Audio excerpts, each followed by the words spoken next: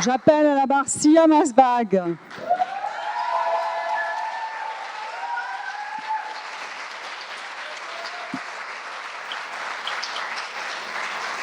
Alors, si vous avez le même fan club que l'accusée précédente, je vais les faire évacuer, comme ça nous serons enfin tranquilles. C'est insupportable, ces ébats-là. Nous perdons notre sérieux et notre temps. Alors vous, on ne sait plus où vous situez. Fut un temps où vous étiez stop le contrôle aux faciès. Alors, puis ensuite, m'a-t-on dit, vous avez bifurqué du côté de la MAFED. Et puis ensuite, vous vous êtes avisé de co-créer avec votre acolyte, là, le camp décolonial. Enfin bref, vous ne tenez pas en place, quoi. Hein ? Alors, c'est très mauvais signe, ça, vous savez, hein, quand on... Notamment pour assurer la sécurité et la surveillance, n'est-ce pas, hein, pour le renseignement, quelqu'un qui ne tient pas en place, ça ne va pas du tout, ça. Alors, communautarisme, racisme anti-blanc, arrogance, je le vois d'ailleurs dans votre mou, là, l'arrogance, je la vois. Fait régulièrement le jeu du Front National et des extrémistes. À tel point d'ailleurs que vous allez finir par adhérer à leur parti, là, si ça continue. Hein. C'est-à-dire, quitte à faire leur jeu, autant les rejoindre. Enfin bref, vous êtes insituable, c'est proprement insupportable, n'est-ce pas ? La République ne sait plus où sont ses enfants. Qu'avez-vous à dire ? Bonsoir à tous. Madame la juge, monsieur le procureur général, mesdames et messieurs les jurés, avant de commencer, 2 choses. Il y a dans la salle le community manager du compte Twitter Laïcar. J'aimerais qu'on le salue, s'il vous plaît.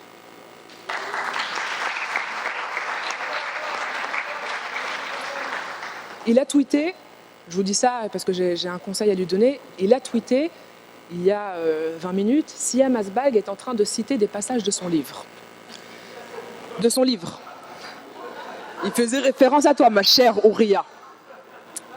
Donc je voulais prévenir, mais évidemment.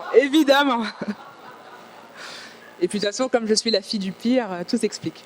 Je voulais dire 2 choses au community manager de Laïcar. Donc premièrement, là c'est bien moi. Donc quand tu tweets, Siam Asbag. Et mon nom de famille, il n'y a pas de E entre le S et le B.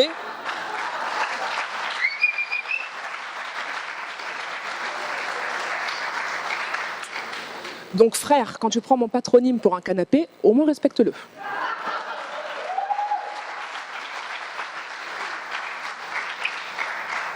Madame la juge, avant de répondre au chef d'inculpation que vous avez dressé, il me faut dire à quel point les derniers mois, les dernières semaines, les dernières années ont été dures pour les militants de l'antiracisme politique.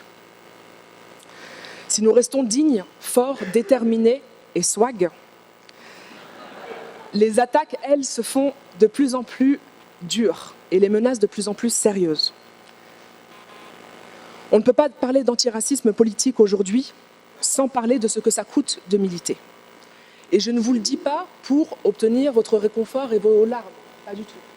Je le dis parce que beaucoup de nos alliés et beaucoup de ces militants de l'antiracisme politique sont aujourd'hui dans la salle et que je voulais leur dire qu'on se sait, qu'on est ensemble, que la route est longue et sinueuse, mais que vous avez tout mon amour. Révolutionnaire, évidemment.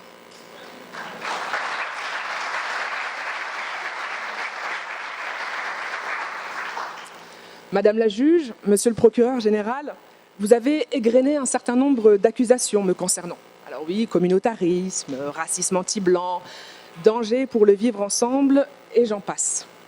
Paraît que je fais le lit des extrêmes, paraît que je fais le jeu du Front National, paraît que je divise la lutte, et entre-temps, du coup je suppose que c'est la journée, paraît que je suis au pire, au CCIF, au Qatar, aux États-Unis et dans le bureau de Tariq Ramadan. Il paraît que mon souhait, c'est d'exporter le modèle anglo-saxon et en même temps l'islam politique. Comme l'a très bien résumé un de mes trolls sur Twitter, décidément ils me suivent, je suis à moi seule la 5e colonne de la République, du lourd.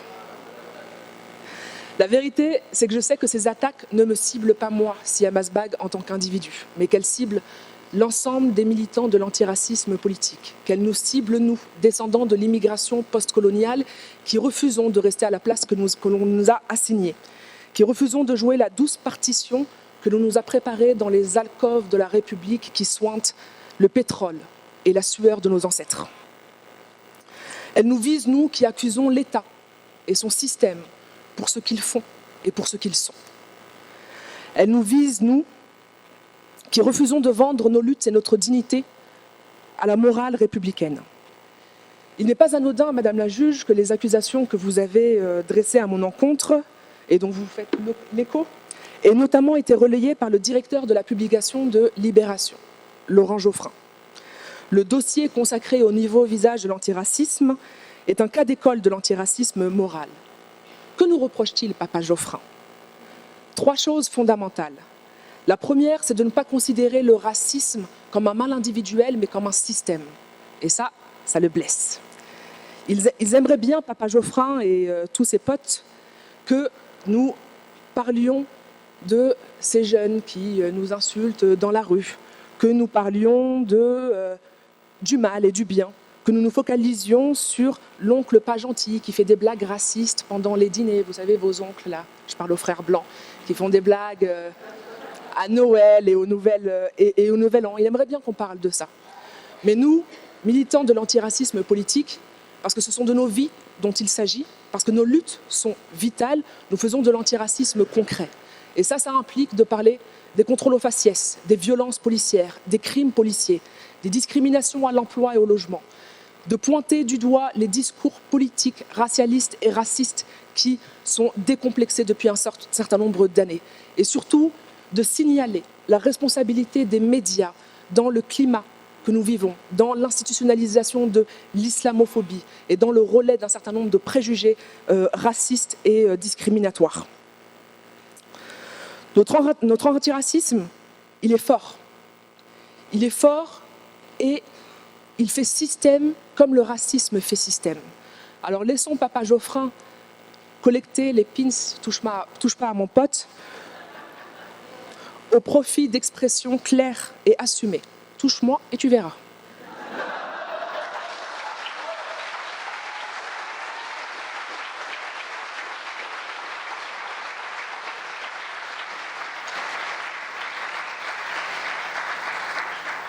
Le deuxième point que nous reproche Papa Geoffrin, c'est de vouloir mener nos luttes en toute autonomie.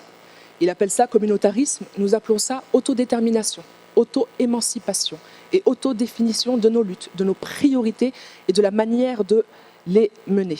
C'est vrai qu'il avait été habitué à traiter avec SOS Racisme, la LICRA et compagnie, qui faisaient main dans la main avec l'État, qui se nourrissait et vivait sur notre dos, nous, contribuables, de subventions publiques, de carrières que nous payons et de places réservées dans les bureaux de la République. Et là, elle se retrouve confrontée à notre parole fière et forte. Nous nous débrouillerons tout seuls. Nous n'avons pas besoin de vous. Et je ne développerai pas sur ça, puisque Fania Noël, ma partenaire de crime, a déjà tout dit. Cousine, c'est la famille. Si tu tombes, je tombe. Le troisième point que nous reproche Papa Geoffrin, c'est de savoir exactement quel rôle il joue et quelle structure il sert. Vous ne serez pas étonnés d'apprendre qu'à coup de grosses campagnes de pub, de paronnage et de papiers flatteurs, Libération a accompagné l'installation de SOS Racisme et de toutes les organisations de l'antiracisme moral. Ils les ont nourris, et je pèse mes mots. En 1985, par exemple, j'ai appelé ça aujourd'hui, Libération dédiait 24 pages aux concerts organisés par SOS Racisme et 54 pages à leurs activités alors inexistantes. Et devinez qui a été le premier journaliste à parler de SOS Racisme au sein de Libération ? Laurent Geoffrin. Papa Geoffrin, c'était lui, déjà dès le début. Ce frère blanc est dans toutes les merdes. Geoffrin est le gardien de la social-démocratie et il ne sert qu'à ça, à dématérialiser et à dépolitiser nos luttes pour disculper l'État, ses structures et les organisations qui lui sont liées. Sur le reste, il y a les faits et il y a les principes. Les principes consistent à ne pas répondre aux attaques des adversaires quand on sait quelles stratégies et objectifs ils servent, Alors oui, si vous voulez, je suis membre des Indigènes de la République. Et oui, si vous voulez, je suis membre du CCIF. Et oui, si vous voulez, je me balade des fois dans le bureau de Tariq Ramadan. Oui, je suis communautariste. Et oui, j'assume toutes les autres accusations. Je ne vais pas m'époumoner à nier chacune d'entre elles, car je sais bien que ce qu'il y a derrière, c'est la volonté de séparer les corps indigènes et d'isoler plus encore les forces autonomes de l'immigration et des quartiers populaires. Oui, je suis communautariste si ça veut dire que je lutte pour la dignité des gens qui subissent les mêmes oppressions et les mêmes humiliations que moi. Le seul truc sur lequel je ne lâcherai pas, c'est le racisme anti-blanc. Faut pas pousser, je maintiens, ça n'existe pas. C'est trop. La seule chose que je puisse dire, madame, pour terminer, et je citerai le frère Malcolm X, parce que là, je sais, vous sourcillez sur le racisme anti-blanc, nanana, etc. Il a eu des mots extrêmement forts et extrêmement clairs. Je ne suis pas un raciste anti-blanc, bon, même si nous récusons ce concept. Je suis pour quiconque est pour la liberté. Je suis pour quiconque est pour la justice. Je suis pour quiconque est pour l'égalité. Je suis pour quiconque me dit de je ne suis pas pour quiconque me dit de tendre l'autre joue lorsqu'un raciste me décroche la mâchoire. J'ajouterai qu'en tant que fille d'immigrés, je ne suis pas pour quiconque oppose ma dignité à celle de mes frères. Je ne suis pas pour quiconque essaye d'orienter et de mener les luttes à notre place. Je ne suis pas pour quiconque essaye de les dépolitiser. Et je ne suis pas pour quiconque essaye d'affaiblir nos énergies collectives, notre détermination et notre beauté. Madame la juge, vous aimez citer le code pénal par-ci et là. À mon tour de citer un article d'une autre. Article 25, chapitre « Le combat continue ». Vous me trouverez en face de ceux qui pissent sur la justice.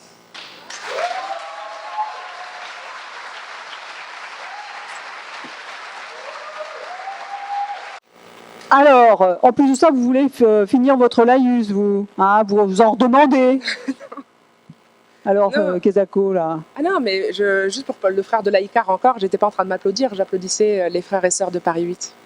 Oh, non, mais ça suffit, là, ça suffit. Bon, alors les accolades mutuelles, ce sera pour plus tard. Hein. Là, nous avons un procès à instruire. Et plus ça va, plus le sens de l'inquisition se précise. Alors d'ailleurs, vous avez bien fait là, de signaler dans votre laïus extrêmement, avec des empolés lyriques, n'est-ce pas, un grand sens du rythme et de la citation. Je ne suis pas dupe. Vous avez bien fait de citer le CCIF dont vous seriez membre, hein, par parenthèse. Enfin, pas par parenthèse d'ailleurs. Ça aggrave votre cas. Alors eux, ils sont carrément absents ce soir, hein, n'est-ce pas? Ils ont décidé qu'ils n'avaient même pas besoin de comparaître. Ce que je trouve absolument inadmissible, n'est-ce pas? C'est une insulte à l'institution que je représente. Et donc, je pourrais en temps et en heure leur signifier l'ensemble des chefs d'inculpation qui les concernent. Ils ne sont pas très loin d'ailleurs d'être à peu près équivalents aux vôtres, n'est-ce pas? Après tout, qui se ressemble s'assemble, comme le dit le bon vieux dicton populaire français. Et donc, je ne manquerai pas de leur rappeler que communautarisme, et puis alors diffusion de ce terme absolument insupportable, n'est-ce pas, hein, qui aujourd'hui crée la division et aggrave la situation dans notre pays, n'est-ce pas, ce mot d'islamophobie. Évidemment, vous êtes d'accord avec ce terme, hein? Bon, oui, bon. Eh bien, tout cela, ce sera retenu contre eux en temps et en heure. Et alors, je rappelle effectivement que ne pas comparaître devant ce tribunal, c'est encore plus grave que d'y comparaître pour y raconter des fadaises comme celles que vous venez de nous servir. Vous pouvez disposer.